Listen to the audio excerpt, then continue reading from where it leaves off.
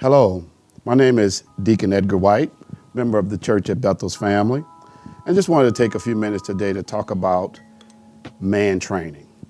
In this present climate of George Floyd and some of the unrest that has occurred, racial unrest, just wanted to make sure that as men, we are trained properly with the absence of fathers in a lot of the homes.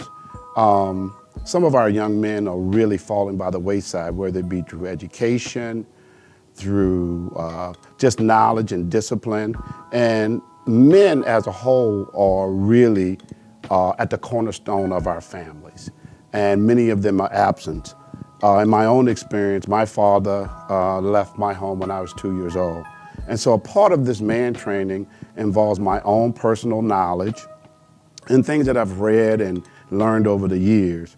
Growing up in a single parent household, there was just so many things that I had never experienced. And there's so many things that I didn't know. I left home at 17 years old and began to chart my own path. I knew there was something inside of me that was a little different, but there was so much that I didn't know. I made some mistakes on the way. But what I've encountered, I try to share with others. And part of this man training, I call it Man Training 101. And the purpose is to not only train men, but also train the women who are going to be impacting or training these young men. Again, many of our young boys are in single parent households, and women don't clearly understand what it is to be a man. There's a definite, distinctive difference between a young baby boy and a young baby girl. I remember having a conversation with a friend of mine, and he had a little girl, and she was such a precious princess and doll. But I told him, I remember one night, I said, when that little boy comes, it's gonna be a little different. I said, oh, Edgar, you don't know what you're talking about. I'll make a small wager. And a year or so passed, and I had forgot about that conversation, but I would never forget the phone call. And it simply stated, he said, Ed, man, I owe you some money. He said, because this little fella has broken my TV. He took a ball and broke my flat screen. I never had these kinds of problems with my daughter. And the only thing I was saying is that little boys are a lot more active and rough and tumble, but that also transcends into adulthood. And so one of the things that I've been challenged with is sharing the information that I've learned over the years. And there are 4 parts to man training. Number 1 is psychological maturity. Psychological maturity deals with men growing from boyhood or malehood to manhood. We're born male, but being a man is totally different. Many of our men in our culture stay ignorant, and ignorance is killing us. Ignorance is defined as the lack of wisdom or knowledge. Many men spend their whole lives not knowing how to live, how to commit, how to work, and how to love. And love, first of all, is the cornerstone of Christian belief. So love doesn't mean that you have to be hard and harsh. You can love in a way that is disciplined and loving and not always cold and callous. Commitment. Many men, and I use my father as an example, had no idea of what commitment is. And part of that goes back to our culture through slavery and through being moved from plantation to plantation, leaving our families behind. But ignorance and psychological maturity is important for men. Many young boys, girls grow up a lot faster than boys. We're still playing ball and playing video games, where young ladies are pursuing their education and starting families, and we're still playing games. So we have to tackle psychological maturity as a pillar. And under psychological maturity, there are 5 pillars of manhood. There's self-control. We gotta practice self-control. If we can't control our sex, if we can't control our anger, if we can't control our emotions, those things are gonna cripple us. The prison system is filled with young men who couldn't control their anger. Our culture is filled with men who couldn't control their sex drive.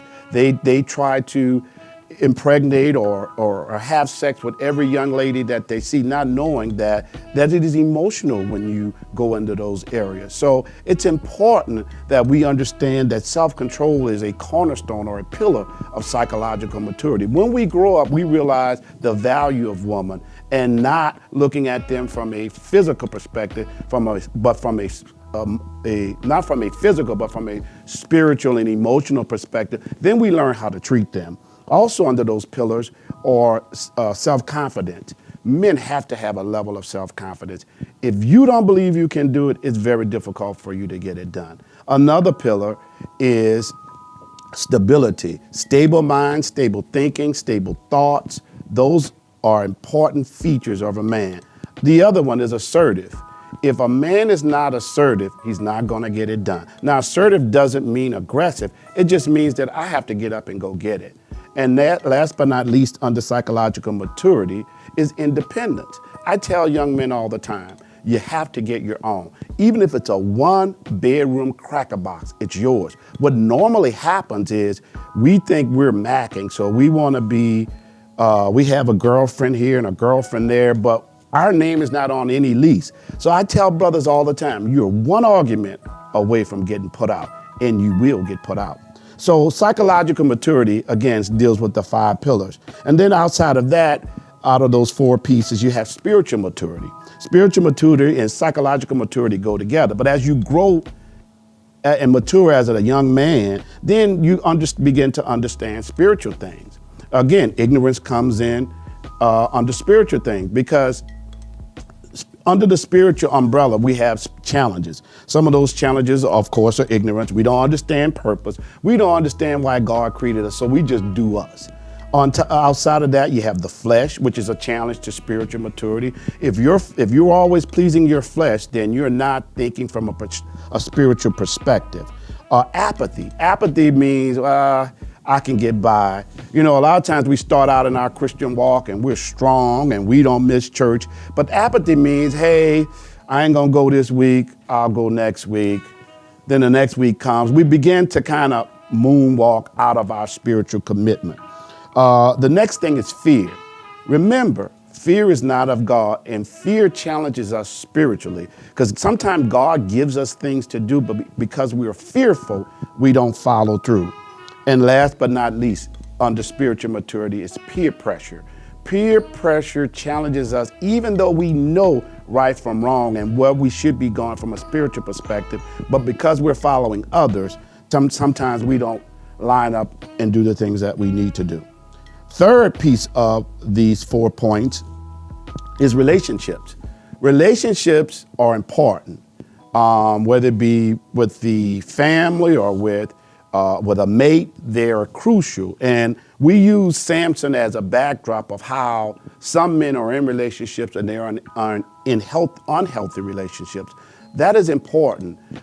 We have to look at every relationship, whether it be the relationship with mom, relationship with our kids, relationship with the opposite sex, because without healthy relationships, men suffer. And last but not least, out of those 4 points is standards. There should be standards for every young man in our culture. Standards, for example, is education. We can no longer just get high school education. We have to get other skills. Now, that might not be college, but there are other trades and there are other levels of knowledge that we can gain that separates us out from everybody else. If all you have is high school, then it doesn't mean that you're not going to be successful. It just makes it a lot more difficult for you to be successful. For example, I remember going and filling out an application for a job, and it was an entry-level position. So when I got to the interviewer, she says, well, what kind of experience do you have? Where did you go to school to be a pipe fitter? I was like, well, nowhere. It's entry level. I don't need it. She said, no, you got to go get some knowledge, son. And I began at that time. It was a conversation that changed my life. She said, you, Mr. White, have to learn how to do something that everybody else can't do. Maybe it's computers. Maybe it's music. Maybe you're a musician. Maybe it's driving an 18-wheeler. Everybody can't drive an 18-wheeler with 10,000 pounds of freight on the backside of it. So when you get a skill, you tend to separate yourself from a financial perspective. They're not going to pay you a lot to sweep the floor, but they're going to pay you a whole lot to fix the computer or to fix the server or to be a network admin or to be even a musician, especially if you're a good musician, if you're an editor, whatever your skill set are. For example, one of the major things in Houston is AC repair. Right now, it is August. There is no man more important than your AC repairman. You are not going to sleep tonight if your AC is broken. That is a skill that doesn't take 2 years or 3 years to learn, but it's valuable, very valuable in our community, especially in the South. So there are a lot of things. That's just one standard. You look at the standard of grooming. Some men don't groom. So as a mother with a young boy, that young man should be getting a haircut every week, every other week. And it starts at that age so that when they become adults, they understand how to groom themselves. We have too many men that are walking around, they don't bathe, they're not taking care of themselves, because taking care of yourself and having standard means you take care not only the external body, but also the spirit man. So there's a lot of standards that we'd like to cover. But one of the things that this training will do, it will enlighten my brothers and my sisters on some of the things that we really need to do if we're going to be successful.